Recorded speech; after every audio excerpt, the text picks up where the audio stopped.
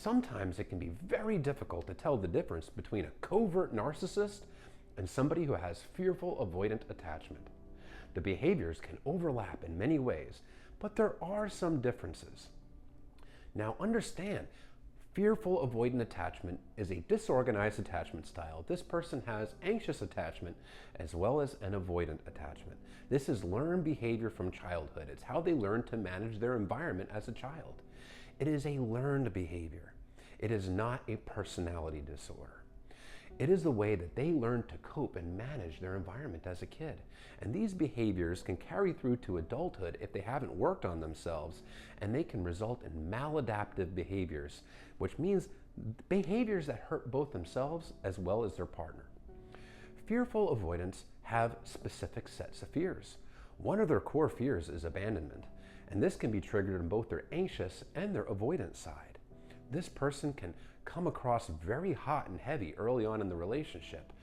And then this fear of abandonment can manifest itself into avoidance where they shut down. And this can cause an abrupt ending to the relationship. They also have a fear of rejection. This is a person that does not communicate well in relationships. If you're doing something that they don't like, that maybe their need is not being met, chances are they will bottle it up and not tell you, and this can lead to resentment over time.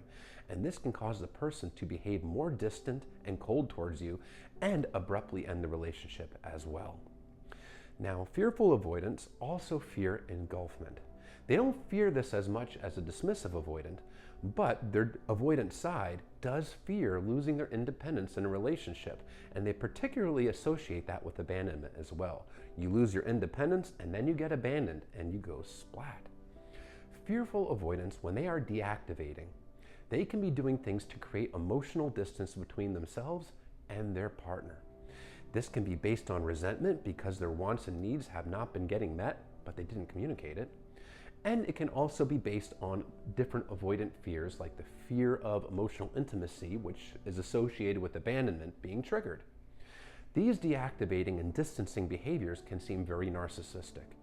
They can include stonewalling, the silent treatment, nitpicking everything you do, finding fault in everything you do. It's just not good enough for them because they're trying to justify their fears, justify their own behaviors by finding fault in you. And they can also cheat as a way to create emotional distance. It's hard to be emotionally intimate with somebody that you're cheating on.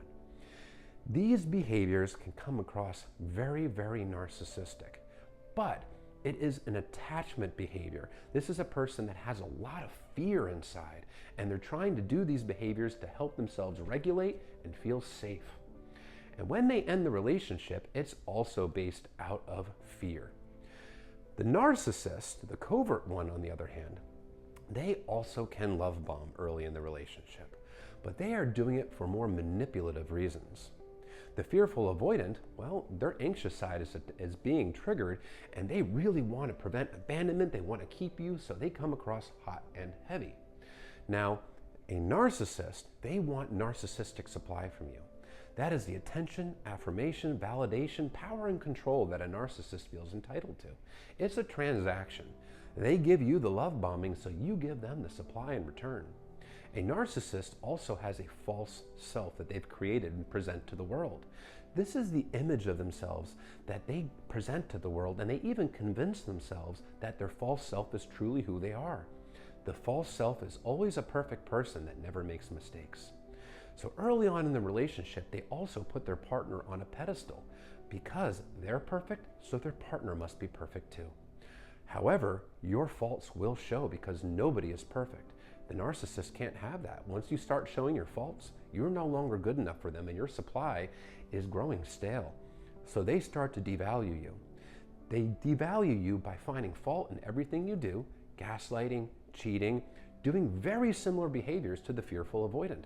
But the narcissist is doing this as a way to control you, to keep themselves in the one-up position and set you up for the inevitable discard. Then the narcissist drops you like a rock, like you never even mattered. This can also feel very similar to the fearful avoidant because it's an abrupt ending out of nowhere, and it can be very, very painful. But the differences between the two are largely found in the cruelty level of a narcissist. They can become much more cold, much more cutting, and say things that have the sole purpose of cutting into your soul. And their behaviors tend to be much more over the top, much more extreme gaslighting, nasty names being called.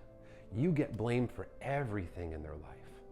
And then, after the relationship is over, a narcissist is much more likely to launch a smear campaign against you than a fearful avoidant is. The smear campaign is where they go around trashing your name to anybody that'll listen, because that way they're perceived as the victim of you. And the narcissist greatly cares about how the world perceives them because they get narcissistic supply from that. A fearful avoidant, while they can bad talk you after a breakup, they are much less likely to do this behavior than a narcissist. The intention is vastly different between a narcissist and a fearful avoidant. The behaviors have a ton of overlap, but the biggest real difference is the level of coldness and the level of cruelty that comes from a narcissist. It is much more extreme in many, many ways. Either way, if you're going through this kind of treatment, it is not healthy.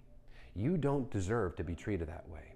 And if you hold and enforce boundaries, you can prevent yourself from ever experiencing this toxic cycle. Because once toxic behavior starts to unfold, you have the opportunity to stop it in its tracks with your boundaries. Your boundaries are what you will and will not tolerate, what you want, don't want, what you need and don't need.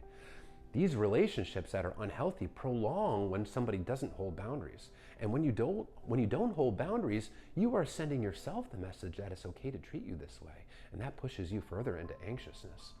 And when you don't hold boundaries, you're also telling this person that it's okay to treat you this way as well. You're enabling them. But when you do hold boundaries, you are sending yourself the profound message that your feelings matter, your wants matter, and it's not okay to treat you this way. It's not fun to enforce a boundary in the moment, but it is a big confidence booster in the long run, and it's a huge step towards becoming a securely attached person.